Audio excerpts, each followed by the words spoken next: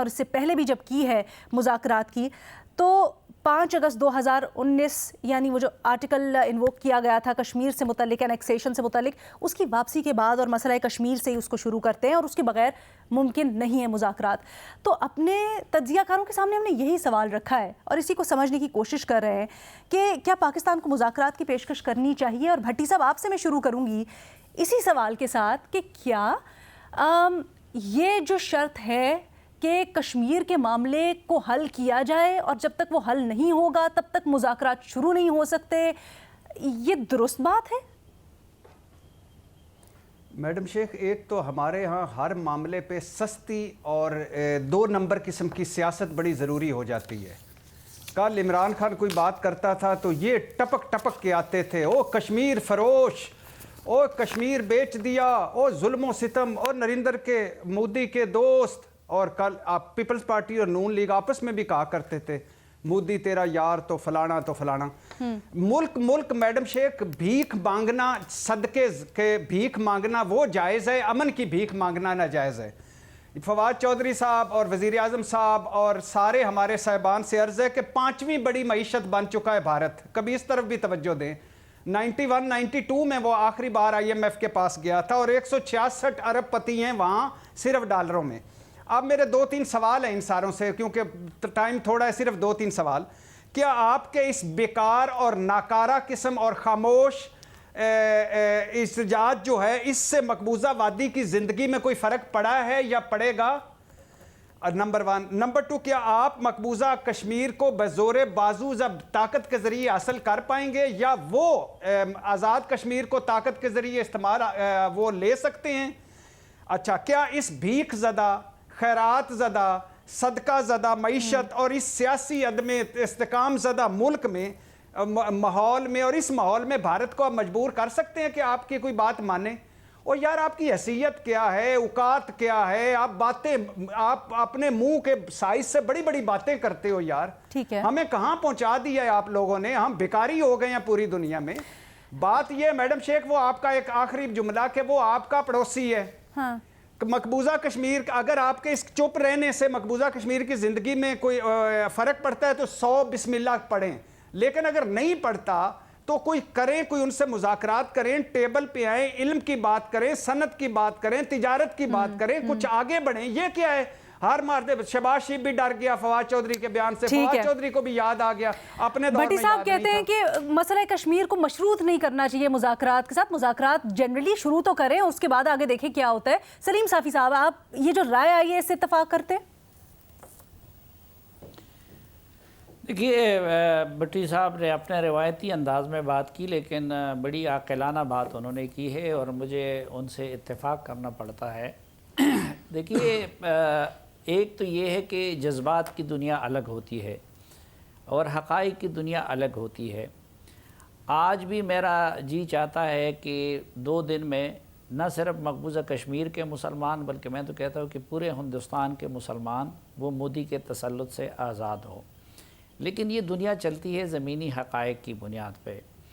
और दूसरी बात ये कि इस मईशत के होते हुए अगर आपके पड़ोसियों के साथ तिजारत ना हो, मैं अभी 3 दिन कबल में इराक़ में था तो मैंने उधर एक चीज़ देखी कि होटलों में जितने भी टेबल्स थे तो उस पर एक तरफ इराक़ का झंडा था और दूसरा एक उसमें जितने भी उसके पड़ोसी ममालिक है, जॉर्डन, सीरिया, ईरान, टर्की, अब इनके साथ अपनी अपनी जगह पे उनके तनाज़ात भी हैं, तो वो भी पड़ा हुआ था। हमारा अफ़गानिस्तान के साथ मामला इस तरह, ईरान के साथ अपनी जगह पे टेंशन, हिंदुस्तान के साथ अपनी जगह पे टेंशन। तो मैं भट्टी साहब की इस बात से इत्तेफाक कि अगर हम में ये सलाहियत हो और हालात हमें इजाज़त दे तो मैं तो एक दिन भी देर ना करूँ मकबूजा कश्मीर को उनके तसल्लुत से आज़ाद करने के लिए।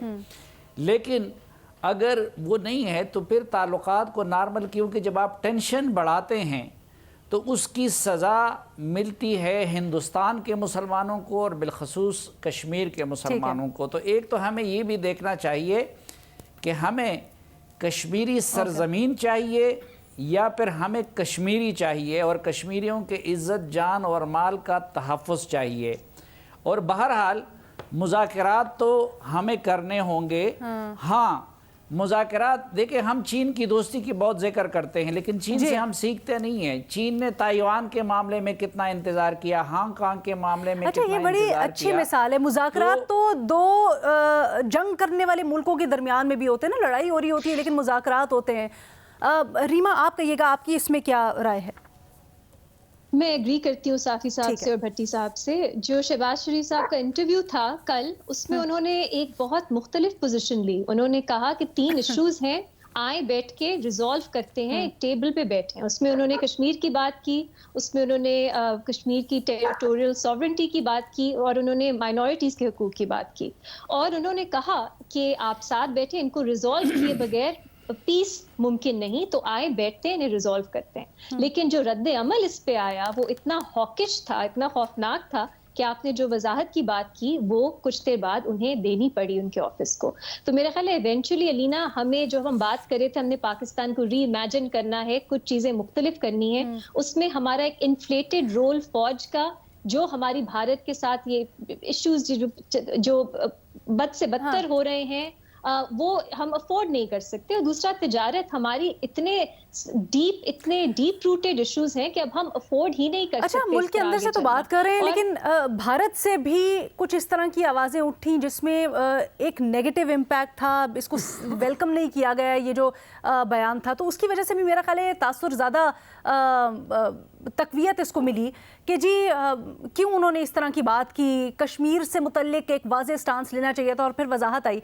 मज़र अब्बास साहब, क्या इसको एक पोजीशन ऑफ वीकनेस की तरह देखना चाहिए अगर हम कश्मीर का मामला मुज़ाकरात से नथी नहीं करते? तो देखिए, पहले तो हमें ये तय करना होगा कि हम क्या चाहते हैं, और हम अनफॉर्चुनेटली ये तय नहीं कर पाए इतने सालों में कि हम क्या चाहते हैं भारत से। कश्मीर वाला इशू बहुत इंपॉर्टेंट इशू है, लेकिन बियॉन्ड कश्मीर भी बहुत से इश्यूज हैं। असल चीज़ ये कि आप तो पहले कंसेंसस बनाएं। यानी आप देखें कि अगर बेनज़ीर भुट्टो हों, नवाज शरीफ हों, इमरान खान हों, तीनों ने वीज़ा वी इंडिया बहुत उनकी क्लियर पोजीशन थी कि इंडिया के साथ मुज़ाकरात होने चाहिए, पुरअमन तरीके से होने चाहिए। इमरान खान जब वज़ीर आज़म बने तो सबसे पहले उन्होंने जो है मोदी से इस हवाले से बात की और ऑफ़र की। इसी तरीके से उन्होंने अपनी वोट टेकिंग में पहली मरतबा इंडियन क्रिकेटर्स वगैरह को इन्वाइट किया। नवाज शरीफ ने जब वाजपेयी से गुफ्तगू की, जब लाहौर वाजपेयी आए, तो वो एक तरीके से ब्रेक थ्रू हो रहा था, बड़ा ब्रेक थ्रू होने वाला था। वाजपेयी ने जाके मीनार पाकिस्तान पे जाके जो है पाकिस्तान, और बहुत अच्छा मैसेज दिया। अनफॉर्चुनेटली फिर कारगिल हो गया। और ये जो चीज़ें हुई हैं, देखिए, जब हमारे सिविलियन प्राइम मिनिस्टर्स और सिविलियन रूलर्स जब इंडिया से गुफ्तगू करते हैं और इंडिया से बात करने की बात करते हैं, तो उसके हवाले से एकदम एक हॉकिश व्यू आ जाता है। लेकिन अगर मुशर्रफ साहब आगरा में जाके जो है वो बहुत अच्छी गुफ्तगू हुई थी, ये नहीं थी कि अच्छी थी, फर्क सिर्फ ये है कि मुशर्रफ जितने आगे चले गए थे आगरा में, अगर कोई भी नवाज शरीफ, इमरान खान, बेनज़ीर भुट्टो उस लेवल पर जाते तो इस मुल्क में उनको गद्दार डिक्लेयर कर दिया जाता। तो सबसे पहले हमें खुद तय करना चाहिए कि आप कश्मीरियों को किस तरीके से रिलीफ दिलवा सकते हैं, कश्मीरियों पे जुल्म किस तरीके से खत्म करवा सकते हैं। ये जो इंडिया का इक़दाम हुआ है, इस इक़दाम का एक पूरा पस मंजर हमें देखना पड़ेगा। आज का इंडिया बहुत मुख्तलिफ है वाजपेयी के इंडिया से। आज का इंडिया इंतहा पसंदी की तरफ चला गया है, तो हमें पहले उनको उस लेवल पे लाना पड़ेगा। हमें चैनल 2 डिप्लोमेसी शुरू करनी पड़ेगी हमें, लेकिन सबसे पहले हमें खुद कन्विंस होना पड़ेगा, ठीक है, कि हम किस हद तक जा सकते हैं, इंडिया को किस हद तक ला सकते हैं।